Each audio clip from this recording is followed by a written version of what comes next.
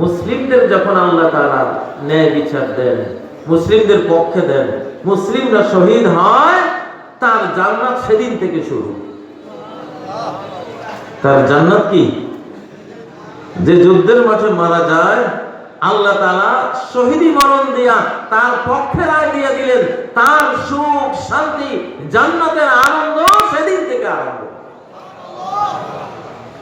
আল্লাহ বলেন, ওয়ালা তাহসাবান্নাল্লাযীনা কুতিলু ফি সাবিলিল্লাহি আমওয়াতা, আল্লাহর পথে যে মরে গেছে তারে তোমরা মৃত ভেবো না, বাল আহইয়াউন ইনদা রাব্বিহিম ইউরযাকুন, তারা এই দুনিয়ার মৃত্যুর সাথে সাথে অনন্ত লোকে জিন্দা হয়ে গেছে, আখিরাতে জিন্দা হয়ে গেছে।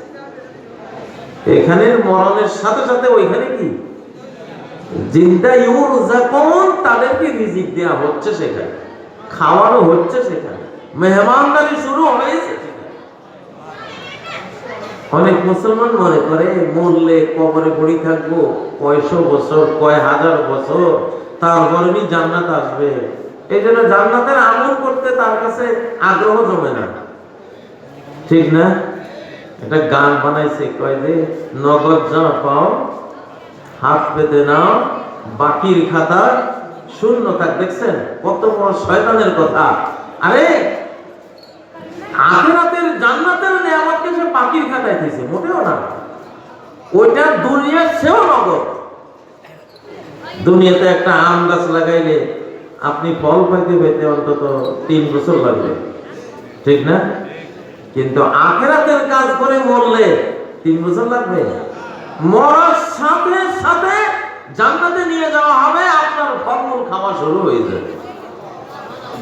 ইন্নামা নাসামাতুল মুমিনি তায়রুন তালুকু ফি শাজারিল জান্নাহ, মুমিনের প্রাণ পাখিটা একটা পাখির রূপ নিয়ে জান্নাতের সমস্ত ফলমূল গাছে গাছে চেয়ে ঘুরবে ফিরবে আর খাবে,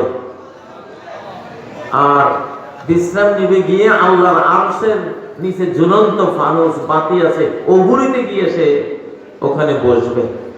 সুবহানাল্লাহ। তাহলে এই কিতাব কি বাকির কিতাব না নগদের কিতাব? কিসের কিতাব? নগদের কিতাব।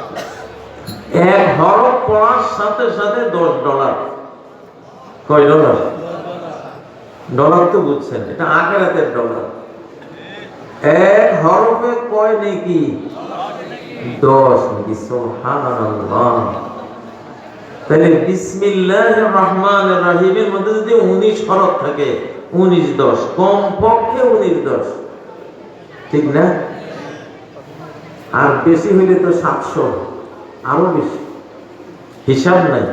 ইখলাস যত বেশি, আপনার ডলারের নেকির পরিমাণও কি তত বেশি। আমাদের এই কোরআন নগদের কিতাব, এটা কোনো বাকি নাই, কি নাই, বরং এটা অগ্রিম দেয়। অগ্রিম কি দেয়?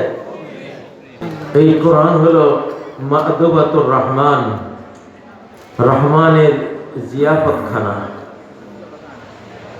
নবীজি বলেন এটা মা'দুবাতুর রহমান। রহমান একটা জিয়াফত দিয়েছে, জিয়াফতের ডাক দিয়েছে, 16 আনা দাওয়াত দিয়েছে সারা পৃথিবীর সকল মানুষকে। সুবহানাল্লাহ। ওমা আরসালনাকা ইল্লা রাহমাতাল লিল আলামিন, আমি তো গোটা মাখলুক জগৎকে, সৃষ্টি জগৎকে রহমত করার জন্যই, দয়া মায়া স্নেহের উপহার দেওয়ার জন্যই হে নবী আমি তোমাকে প্রেরণ করেছি। আমার এছাড়া আর কোনো উদ্দেশ্য নাই। কারো রাজ্য দখল করা, কারো সম্পদ দখল করা, কাউকে মারা, কারো উপরে জবরদস্তি করা, এগুলোর জন্য আমি তোমাকে পাঠাইনি। সুবহানাল্লাহ। কত বড় রহমতের নবী ছিলেন। ওনার যুগে উনি যে যুদ্ধগুলি করেছেন, 23 বছরের নবুয়তি জিন্দেগিতে যুদ্ধে যুদ্ধেই তো গেছে। ওনার 29টা বড় বড় যুদ্ধ, 450 ক্ষুদ্র যুদ্ধ, এতগুলি যুদ্ধে মানুষ মারা গেছে কয়জন? সাহাবীদের মধ্যে 500 আর শত্রুদের মধ্যে 105। বাংলাদেশে এক মাসে রোড অ্যাক্সিডেন্টে বেশি মারা যায়, ঠিক না? দ্বিতীয় বিশ্বযুদ্ধে 8 কোটি মানুষ মারা গেছে। আর নবী সাল্লাল্লাহু আলাইহি সাল্লাম কত রহমত ছিলেন, যুদ্ধের মাঠেও তার রহমত। তিনি এমন কৌশল নিতেন যে কৌশল নিলে মানুষ বেশি মারা না যায়, সেই জ্ঞান বুদ্ধি দয়া মায়া দিয়ে তিনি করেছেন। তো এই কোরআন তো আল্লাহর জিয়াফত, এমন জিয়াফত, এটা এই জিয়াফতের খাবারের কোনো শেষ নাই। শেষ আছে? এটা দুনিয়াতে খাবার শুরু হবে, কবরে গিয়েও খাবে, ঠিক না বেঠিক? যারা কোরআন বুকে নেয়, কোরআন তেলাওয়াত করে, কোরআন বুঝে, কোরআন অনুসারে চলে চালায়, এটা তারা এমন এক জিয়াফত অর্জন করে, আল্লাহর মেহমানদারি অর্জন করে। জিয়াফত মানে কি? এটা আমাদের লক্ষ্মীপুরের ভাষায় আমরা জিয়াফত করে সবাই বুঝি, কিন্তু আসলে অর্থটা কি? জিয়াফত শব্দটা দয়ফন থেকে, দয়ফন মানে হলো মেহমান, গেস্ট। তাহলে জিয়াফত মানে মেহমানদারি করা, কি করা? তাহলে এই কোরআন হলো মেহমানদারির কিতাব। আল্লাহু আকবার। রহমান রহিমের মেহমানদারির কিতাব। এই যে আমরা এই কোরআন মুখস্থ করার কারণে, হাফেজ হওয়ার কারণে, বা এই কোরআনের জ্ঞান অর্জন করার কারণে আপনারা দাওয়াত দিয়ে আনেন, দাওয়াত দিয়ে এনে কি মেহমানদারি না করেন, সুবহানাল্লাহ, ঠিক না? পৃথিবীর কোন মেহমান কি এত সম্মানের মেহমানদারি পায়? কিন্তু কোরআন যে না, আপনি নিলে আপনি পাবেন ইনশাআল্লাহ। কারা কারা কোরআন নিয়ে আল্লাহর মেহমান হতে চান? আল্লাহ আল্লাহ কবুল করেন। আল্লাহ আখিরাতের মেহমানদারি সবাই পাবেন ইনশাআল্লাহ।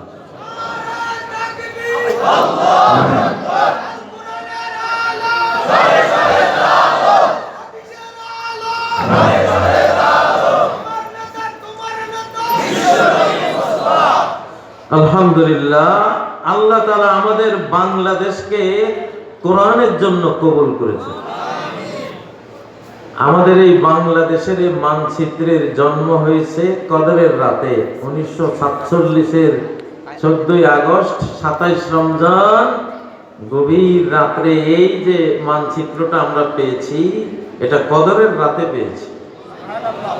আর কদরের রাতে নাজিল হয়েছে কোরআন। তাহলে দেশটাও পাইলাম কদরের রাতে, কোরআনও পাইলাম কদরের রাতে, ঠিক না ঠিক? ভাইরা, মোহাম্মদ আলী জিন্নাহ বলেছিল, দিস ইজ আওয়ার কনস্টিটিউশন, এটা হলো আমাদের সংবিধান, কোরআন দিয়ে চলব। কিন্তু কোরআন দিয়ে না চলার কারণে 47 থেকে আজ পর্যন্ত শান্তি হয়নি। হয়েছে? যদি প্রশ্ন করেন 1971-এর এত বড় যুদ্ধটা কেন হলো, আমি সরাসরি উত্তর দেব, আল্লাহর সাথে বিশ্বাসঘাতকতা করার কারণে হয়েছে। কোরআন দিয়ে পাকিস্তান নামক দেশ বা বাংলাদেশ একই তো মানচিত্র, এটা চালাইবা ওয়াদা ছিল, মানুষ জান দিয়েছে, মাল দিয়েছে এই আলাদা ইসলামী মানচিত্র করার জন্য কোরআনের আশা, ঠিক না? কিন্তু তোমরা কোরআন দিয়ে কি দেশটা চালাইছো? নিয়ত করছো? করো নাই। এই জন্য খুনাখুনি লেগেছে 71-এ, আবার লাগবে এখন যে কোনো সময়ের সামনে। কারবালা হয়ে যাবে বাংলাদেশ। মানুষ তো নির্বাচন করে, আর আমি দেখতেছি যুদ্ধ, বুঝছেন? কারণ নিয়তের মধ্যে কোরআন এখনো আসে নাই। আল্লাহ নবী বলেন যুদ্ধের কারণ, আল্লাহ নবী বলেন মুসলমানের লড়াই লাগে কখন? ওমা লাম তাহকুম আইম্মাতুহুম বিকিতাবিল্লাহ, যতদিন মুসলিম শাসকরা আল্লাহর কোরআন দিয়া শাসন না করবে ততদিন কি হবে পৃথিবীর মানুষ জানো? ইল্লা জাআলাল্লাহু বাসাহুম বাইনাহুম, তাদের যুদ্ধ বিগ্রহ হানাহানি খুনাখুনি তাদের মধ্যে আল্লাহ লাগাই দেবে। তুমি আমার কোরআন ছাড়া তো শান্তি পাবে না। আমার কোরআন ছাড়া একদল আরেক দলকে বন্ধু বানাইবে, অসম্ভব, এটা হবে না। আমার সাথে গন্ডগোল রাখা, আল্লাহর সাথে গন্ডগোল রাখা তোমরা বন্ধু হইবা, এটা কিয়ামত পর্যন্ত অসম্ভব, এটা হবে না। আগে সন্ধি করতে হবে কার সাথে? যিনি মালিক তার সাথে, ঠিক না ঠিক? মালিকের সাথে সন্ধি হলে তাহলে তোমরা সন্ধি করতে পারবা। সুবহানাল্লাহ।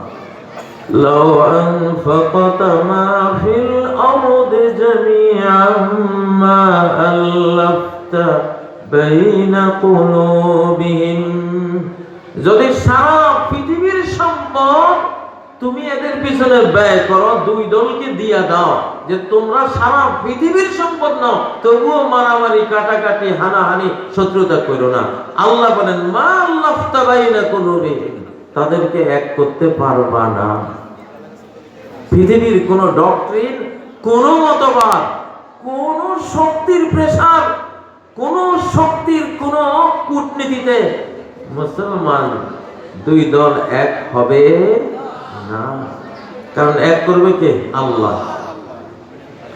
আল্লাহ নবীকে আল্লাহ বলেন তুমি সারা পৃথিবীর সম্পদ দিলেও এক করতে পারতে না।